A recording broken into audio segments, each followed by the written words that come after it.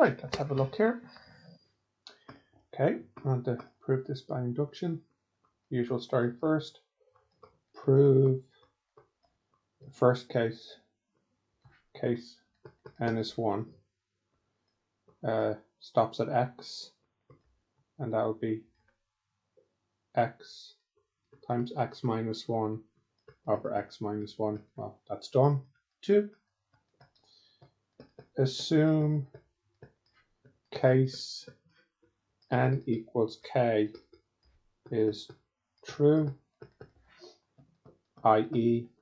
x plus x squared all the way up to xk is equal to xk minus 1 over x minus 1. 3. Required to prove case n equals k plus 1 is true,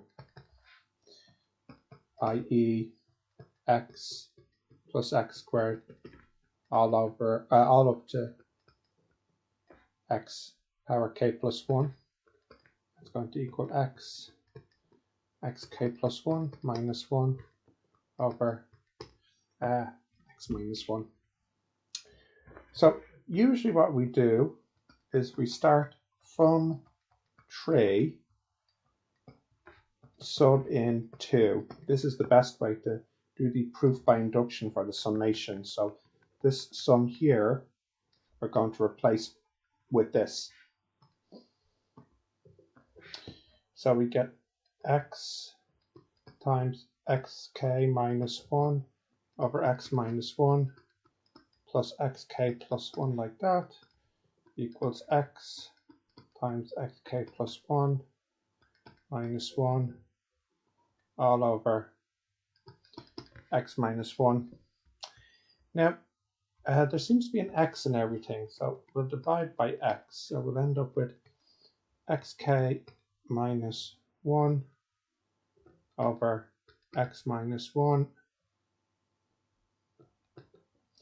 plus xk equals xk plus 1 minus 1 over x minus 1. We can add these together.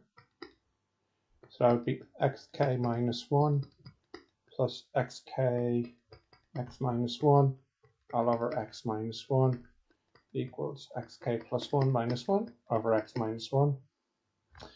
Cancel those. Expand here. Xk minus 1 plus xk plus 1 minus xk equals xk plus 1 minus 1. They cancel, and you're left with xk plus 1 minus 1 equals xk plus 1 minus 1, which is obviously true.